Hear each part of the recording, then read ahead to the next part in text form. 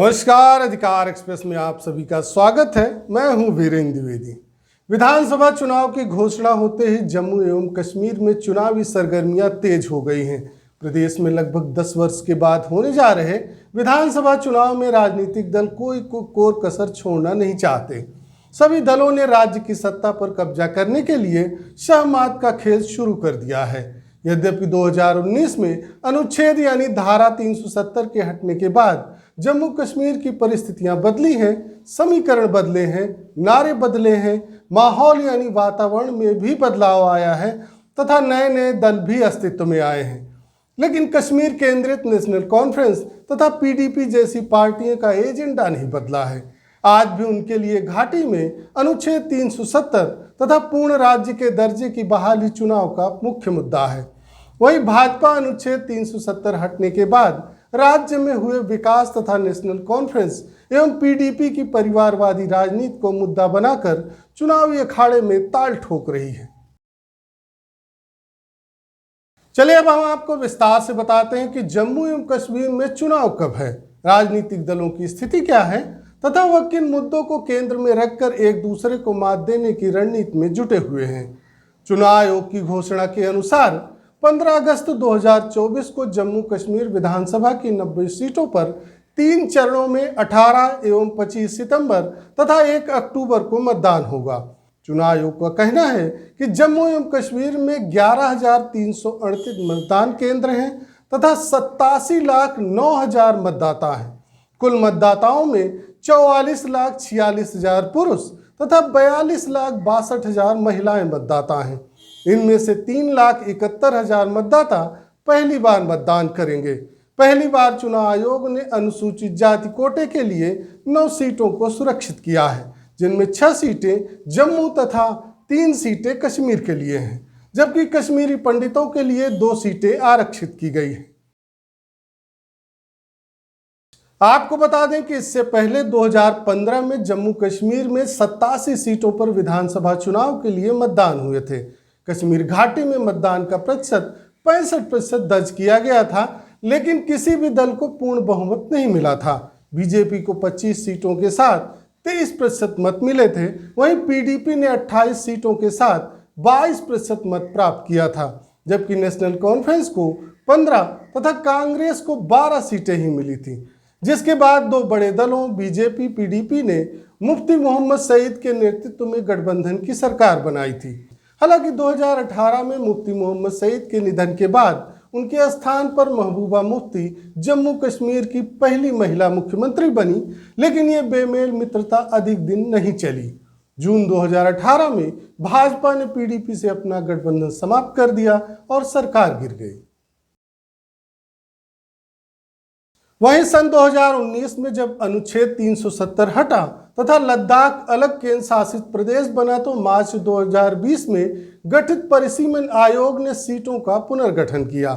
तब विधानसभा सीटों की संख्या 107 से बढ़कर 114 हो गई।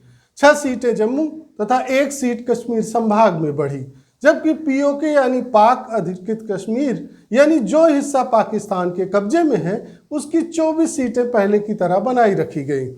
इस प्रकार 2014 में जहां 83 सीट पर चुनाव हुए थे, वहीं इस बार 90 सीट पर हो रहे हैं। इसके बाद जम्मू कश्मीर के राजनीतिक घटनाक्रम में भी तेजी से बदलाव देखने को मिला। पीडीपी तथा नेशनल कॉन्फ्रेंस में टूट फूट हो गई।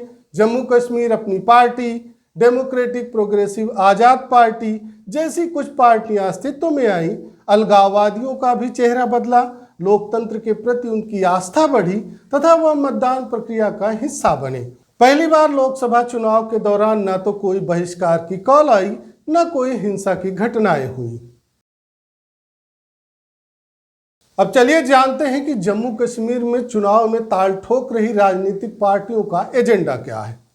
भाजपा ने 2014 में अपना परचम लहराते हुए जम्मू कश्मीर में पहली बार सर्वाधिक सीटों पर जीत दर्ज की थी। उस समय ना तो धारा 370 हटी थी, ना ही आतंक का इतना सफाया हुआ था, जबकि इस बार भाजपा अनुच्छेद 370 हटने के बाद जम्मू कश्मीर के वातावरण में आए परिवर्तन, विकास की गाथा तथा परिवारवादी राजनीति की समाप्ति को आधार बना रही है। भाजपा की ओर से पिछले 5 वर्षों में आए परिवर्तन की तस्वीर जनता के सामने रखकर उनके विकास या विनाश का विकल्प चुनने के लिए कह रही है। इस प्रकार से भाजपा अनुच्छेद 370 को भुनाने की तैयारी में है। केंद्रीय गृह मंत्री अमित शाह ने चुनाव के ऐलान का स्वागत करते हुए कहा कि पिछले 10 वर्षों में सरकार ने कई अथक प्रयासों के माध्यम से जम्मू कश्मीर में शांति, विकास और लोकतंत्र को मजबूत करने के लिए एक नया युग शुरू किया है। विधानसभा चुनाव लोकतंत्र की जड़ों को और मजबूत करेगा, जिससे क्षेत्र के विकास के लिए एक नए दौर का द्वार खुलेगा। वहीं गृह मंत्री अमित शाह ने एक्स पर लिखा कि कांग्रेस पार्टी, जिसने सत्ता में अपने लालच को शांत करने के लिए बार बार देश की एकता और सुरक्षा को खतरे में डाला है, उन्होंने जम्मू और कश्मीर चुनाव में अब्दुल्ला परिवार की नेशनल कॉन्फ्रेंस के साथ गठबंधन करके एक बार फिर अपने छिपे हुए इरादों को सबके सामने ला दिया है। साथ ही उन्होंने कांग्रेस तथा उसके नेता राहुल गांधी पर 10 तीखे सवाल उठाए। शाह ने पूछा, क्या कांग्रेस जम्मू कश्मीर के लिए अलग झंडे के नेशनल कॉन्फ्रेंस के वादे का समर्थन करती है? जबकि विधानसभा चुनाव से पहले फारूक अब्दुल्ला की पार्टी नेशनल कॉन्फ्रेंस तथा कांग्रेस गठबंधन ने भाजपा को रोकने के लिए हाथ मिला लिया है तथा सीटों का बंटवारा भी कर लिया है। नेशनल कॉन्फ्रेंस का कश्मीर घाटी में मजबूत समर्थन माना जाता है। पार्टी ने कश्मीर की जनता का दिल जीतने के लिए अपनी पार्टी के घोषणा पत्र में अनुच्छेद 370 के लिए संघर्ष करने तथा पूर्ण राज्य का दर्जा बहाल करने का वादा किया है, जबकि कांग्रेस पार्टी अनुच्छेद 370 के प्रश्न में कुछ भी बोलने को तैयार नहीं है। जानकारों का कहना है कि वह इस बारे में कुछ भी कहेगी तो उसका देश भर में प्रभाव पड़ सकता है, इस कारण से उसने चुप्पी साध रखी है। नेशनल कॉन्फ्रेंस के उपाध्यक्ष एवं पूर्व मुख्यमंत्री उमर अब्दुल्ला का कहना है कि चुनाव के बाद जब भी जम्मू कश्मीर विधानसभा का गठन होगा तो उसमें सबसे पहले जम्मू कश्मीर के विशेष संवैधानिक दर्जे को हटाने और जम्मू कश्मीर को केंद्र शासित प्रदेश बनाने के केंद्र सरकार के निर्णय के विरुद्ध एक प्रस्ताव पारित किया जाएगा।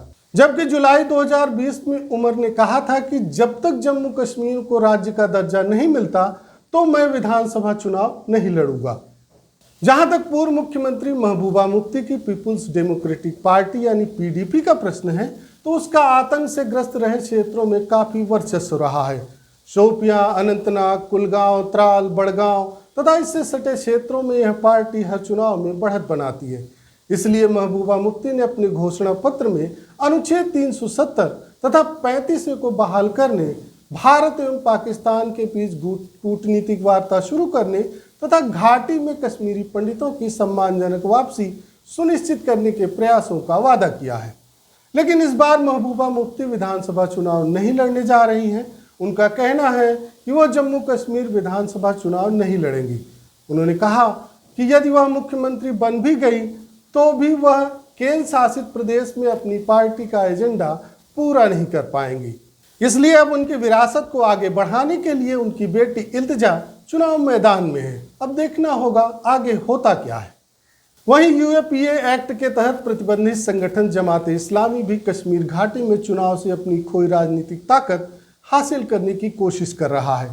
दक्षिण कश्मीर के बाद अब उत्तर तथा केंद्रीय कश्मीर में भी करीब 10 समर्थित प्रत्याशी उतारने की तैयारियों में जुटा है। इसमें महत्वपूर्ण चेहरा है सयार अहमद रेशी। जमाते इस्लामी ने चुनावी चाल के तहत अपने एजुकेशनल ट्रस्ट फलाह आलम के असिस्टेंट डायरेक्टर सयार अहमद रेशी को बतौर निर्दलीय चुनावी मैदान में उतारा है, जबकि इसी वर्ष सयार अहमद के ठिकानों पर टेरर फंडिंग के मामले में एनआईए का छापा पड़ा था। दूसरी ओर नेशनल कॉन्फ्रेंस के नेता उमर अब्दुल्ला ने कहा है कि प्रतिबंधित संगठन जमाते इस्लामी के नेताओं का आगामी जम्मू कश्मीर चुनाव में भाग लेने का निर्णय समय के अनुकूल है। हमें बताया गया था कि चुनाव हराम यानी निषिद्ध हैं, लेकिन अब चुनाव हलाल यानी मान्य हो गए हैं। देर आए दुरुस्त आए। वहीं महबूबा मुफ्ती ने भी जमाते इस्लामी के ऊपर लगे प्रतिबंध को हटाने की मांग की है। जबकि जम्मू कश्मीर अपनी पार्टी के अध्यक्ष अल्ताफ बुखारी का कहना है कि अनुच्छेद 370 हटने तथा राज्य का दर्जा छिन जाने से जम्मू कश्मीर की जनता खुश नहीं है। पार्टी इसके लिए संघर्ष करेगी तथा जम्मू कश्मीर के लोगों को उनके जमीन व रोजगार का हक दिलाएगी। अल्ताफ बुखारी का कहना है कि अगर हमारी पार्टी जीत कर आई और हमारी पार्टी की सरकार बनी तो जम्मू कश्मीर में जेल में बंद सभी युवाओं को आम माफी के साथ रिहाई दी जाएगी। वहीं विवादित नेता एवं बारामूला लोकसभा सीट से सांसद इंजीनियर राशिद की अवाम इत्तेहाद पार्टी ने भी जम्मू कश्मीर विधानसभा चुनाव लड़ने की घोषणा करके राजनीतिक हलकों में हलचल पैदा कर दी है। वर्तमान में इंजीनियर अब्दुल राशिद तिहाड़ जेल में यूएपीए के तहत बंद है। वर्ष 2024 के लोकसभा चुनाव में उन्होंने पूर्व मुख्यमंत्री उमर अब्दुल्ला तथा सज्जाद लोन को बारामूला सीट से हराकर चौंका दिया था।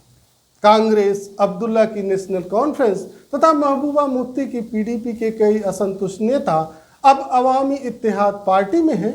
यह पार्टी दूसरे दलों से नाराज हुए नेताओं का नया ठिकाना बन रही है। इंजीनियर राशिद का अलगाववादी एजेंडा घाटी में कई राजनीतिक दलों के लिए मुश्किलें पैदा कर सकता है। वहीं डेमोक्रेटिक प्रोग्रेसिव आज़ाद पार्टी के प्रमुख गुलाम नबी आज़ाद का कहना है कि वे विधानसभा चुनाव में अपने प्रत्याशियों के लिए प्रचार नहीं कर पाएंगे। स्वास्थ्य संबंधी परेशानियों का हवाला देते हुए गुलाम नबी आज़ाद ने विधानसभा चुनाव के प्रचार में भाग लेने से मना कर दिया है। अब चलिए जानते हैं कि जम्मू कश्मीर में होने जा रहे विधानसभा चुनाव के बीच आज तक द्वारा सी वोटर के साथ मिलकर किए गए सर्वे में जम्मू कश्मीर में जनता का क्या मत सामने आया है। आज तक सी वोटर के सर्वे में 5 बड़े फैक्टर निकल के आए। जम्मू कश्मीर में लोग अब आतंक की बात नहीं करते हैं बल्कि विकास चाहते हैं तथा मुख्य धारा से जुड़ने के लिए विशेष रूप से उत्साहित हैं। यहाँ पिछले वर्ष में परिस्थितियाँ पूरी तरह बदल गई हैं। अनुच्छेद 370 हटने के बाद कश्मीर का राजनीतिक वातावरण भी बदल रहा है। सर्वे के दावे के अनुसार जम्मू कश्मीर में सबसे बड़े मुद्दों में बेरोजगारी हावी है। यहाँ 47% लोगों ने बेरोजगारी की बड़ी समस्या बताया है। उसके बाद 17% लोगों ने महंगाई से परेशान होना बताया है। 11% विकास कार्य चाहते हैं। 4% ने माना कि राज्य की सरकारी मशीनरी में भ्रष्टाचार है, जबकि कानून व्यवस्था और किसानों के मुद्दे को 1% लोगों ने समस्या के रूप में गिनाया है। सर्वे में कहा गया है कि यदि आज चुनाव हुए तो भाजपा तथा नेशनल कॉन्फ्रेंस पिछला प्रदर्शन दोहरा सकते हैं। हालांकि राशिद इंजीनियर को झटका लग सकता है तथा यह सीट पीडीपी के हाथ आ सकती है। कांग्रेस को फिर सफलता मिलने की आशा नहीं दिखाई दे रही। जहां तक 2024 के लोकसभा चुनाव नतीजों के आधार पर प्रदर्शन देखें तो 29 विधानसभा क्षेत्रों में बीजेपी ने बढ़त बनाई, 34 विधानसभा क्षेत्रों में नेशनल कॉन्फ्रेंस एवं 7 विधानसभा क्षेत्रों में कांग्रेस ने बढ़त बनाई है। 5 विधानसभा क्षेत्र में पीडीपी, 14 विधानसभा क्षेत्रों में इंजीनियर राशिद तथा 1 विधानसभा सीट पर सज्जाद लोन की पीपुल्स कॉन्फ्रेंस ने बढ़त बनाई। लेकिन वास्तविकता यह है कि समय समय पर नेताओं के दावे के साथ ही चुनाव के मुद्दे यानी विषय भी बनते बिगड़ते रहते हैं। इन्हीं विषयों में एक अनुच्छेद 370 ये एक ऐसा विषय है जिस पर बीजेपी एवं कांग्रेस अलग अलग ध्रुवों पर खड़ी नजर आती हैं। लोकसभा चुनाव के समय बीजेपी 370 को हटाने के पक्ष में थी तो कांग्रेस इसके विरोध में थी। कांग्रेस ने अपने घोषणा पत्र में कहा था कि संविधान में शामिल अनुच्छेद 370 को बदलने की ना तो अनुमति दी जाएगी ना ही ऐसा प्रयास होगा, जबकि बीजेपी का कहना था कि जनसंघ के समय से ही अनुच्छेद 370 पर हमारा मत स्पष्ट है। बीजेपी ने अपने घोषणा पत्र में कहा था कि वह धारा 370 हटाने को लेकर प्रतिबद्ध है। वहीं दूसरी ओर पीडीपी की महबूबा मुफ्ती ने भाजपा को इस मुद्दे पर धमकी दी थी। महबूबा मुफ्ती ने ट्वीट किया था कि ना समझोगे तो मिट जाओगे, ए हिंदुस्तान वालों, तुम्हारी दास्तान तक नहीं होगी दास्तानों में। महबूबा मुफ्ती ने कहा था कि यदि आप जम्मू कश्मीर को अनुच्छेद 370 से मुक्त करते हैं तो आप राज्य को देश से भी मुक्त करेंगे। मैंने कई बार कहा है कि अनुच्छेद 370 जम्मू कश्मीर को देश से जोड़ता है। जब आप इस सेतु को तोड़ते हैं, भारत राज्य पर अपनी वैधता भी खो देगा, वह कब्जा करने वाली ताकत बन जाएगा। जबकि जम्मू कश्मीर के ही एक और पूर्व मुख्यमंत्री फारूक अब्दुल्ला ने धारा 370 पर कड़ी प्रतिक्रिया दी थी, जिस पर बाद में विवाद भी हुआ था। उन्होंने कहा था कि यदि बीजेपी जम्मू कश्मीर से धारा 370 हटाती है तो हमारे लिए इनसे आज़ाद होने का रास्ता साफ हो जाएगा। फारूक अब्दुल्ला ने कहा था कि ये क्या उसको हटाना चाहते हैं, सोचते हैं बाहर से लाएंगे, बसाएंगे, हमारा नंबर कम कर देंगे, हम सोते रहेंगे, हम उनका मुकाबला करेंगे, 370 को कैसे खत्म करेंगे। अल्लाह की कसम कहता हूँ, अल्लाह को यही मंजूर होगा, हम इनसे आज़ाद हो जाएं, करें हम भी देखते हैं, देखता हूँ फिर कौन इसका झंडा खड़ा करने के लिए तैयार होगा। अब प्रश्न उठता है कि आखिर अनुच्छेद 370 में ऐसा क्या है जिसको लेकर नेशनल कॉन्फ्रेंस एवं पीडीपी जैसी कश्मीर केंद्रित पार्टियां भाजपा सरकार को चुनौती पर चुनौती दे रही। ऐसे में प्रश्न उठता है, क्या मोदी सरकार ने अनुच्छेद 370 में संशोधन करके कोई महापाप किया है? जबकि मोदी सरकार का कहना है कि भारतीय संविधान में अनुच्छेद 370 को जम्मू कश्मीर को स्वायत्तता प्रदान करने के लिए जोड़ा गया था, किंतु यह कश्मीरियों की भलाई करने में विफल रहा।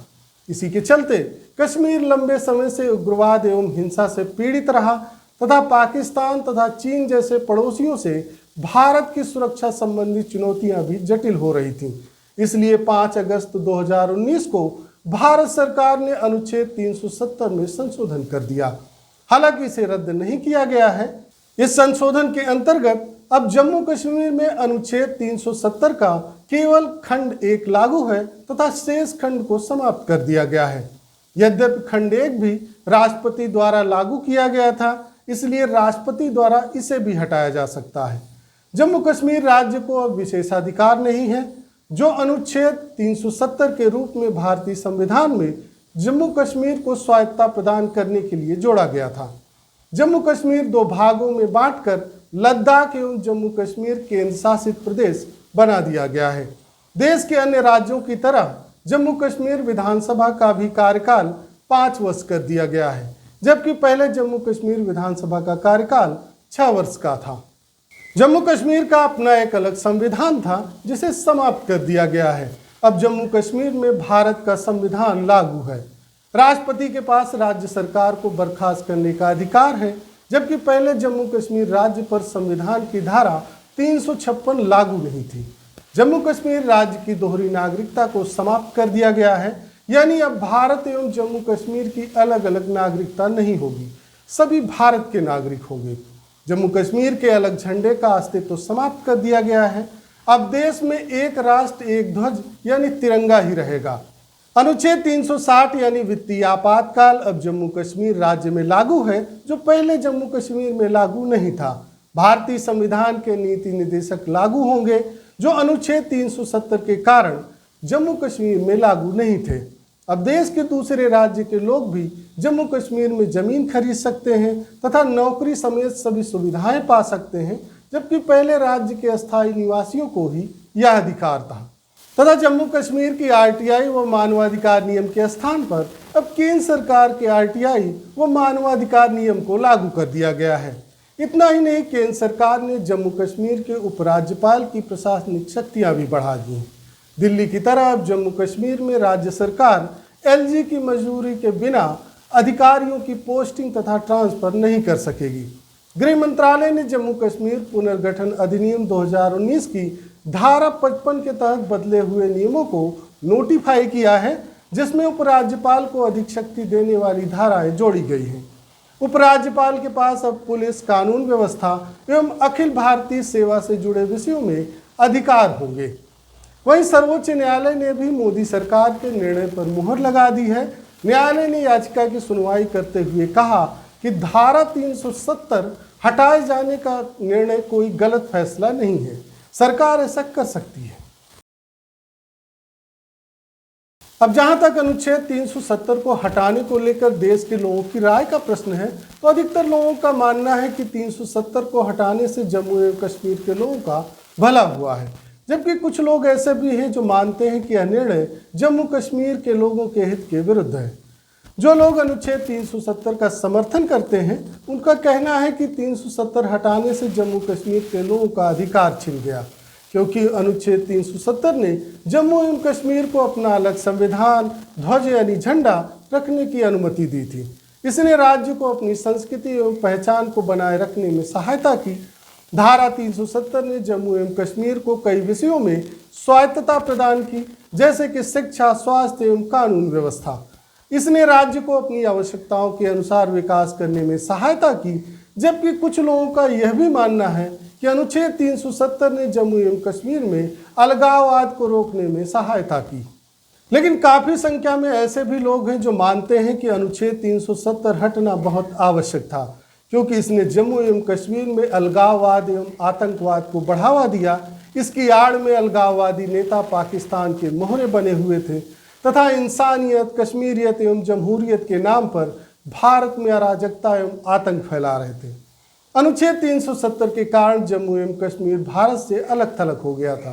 जम्मू एवं कश्मीर का विकास बाधित हो गया था, प्रदेश का निवेश धीमा हो गया था। वहीं धारा 35A ने जम्मू एवं कश्मीर के अस्थायी निवासियों को ऐसा विशेषाधिकार प्रदान किया गया था जिसके कारण बाहरी लोगों को राज्य में संपत्ति खरीदने, सरकारी नौकरी पाने तथा स्वास्थ्य समेत कई सुविधाएं प्राप्त करना मुश्किल हो गया था। यही कारण है कि अनुच्छेद 370 के हटने के बाद पीपुल्स डेमोक्रेटिक पार्टी यानी PDP तथा नेशनल कॉन्फ्रेंस जैसी मुख्यधारा की पार्टियों का कश्मीर घाटी में राजनीतिक प्रभाव काफी घट गया है। नेशनल कॉन्फ्रेंस तथा PDP अपने आधार को मजबूत करने के लिए संघर्ष कर रहे हैं। वहीं नई पार्टियां और नए नेता उभर रहे हैं जो बदले राजनीतिक समीकरणों में अपनी भूमिका तलाश रहे हैं, जैसे अल्ताफ बुखारी की अपनी पार्टी एवं गुलाम नबी आज़ाद की डेमोक्रेटिक आज़ाद पार्टी। इन नई पार्टियों ने विकास एवं शांति के मुद्दों पर ध्यान केंद्रित करके जनता का समर्थन प्राप्त करने की कोशिश की है, जबकि भाजपा भी अनुच्छेद 370 हटने के बाद पूरे जम्मू एवं कश्मीर में अपना राजनीतिक दायरा बढ़ाने की कोशिश में लगी हुई है। लेकिन अब देखने वाली बात यह है कि इस बदलते वातावरण, बदलते समीकरण तथा बदलते नारे के बीच जम्मू कश्मीर की जनता अनुच्छेद 370 के समर्थन पर मुहर लगाती है या फिर 370 के विरोध में। यह तो चुनाव परिणाम आने के बाद ही पता लगेगा। अब यदि आपके मन में इस विषय से जुड़ा कोई प्रश्न या सुझाव हो तो आप नीचे दिए गए कमेंट बॉक्स में हमें लिख सकते हैं। साथ ही आपसे निवेदन है कि आप इसे व्हाट्सएप, फेसबुक, इंस्टाग्राम या अन्य सोशल मीडिया पर शेयर अवश्य करें। आज बस इतना ही। धन्यवाद।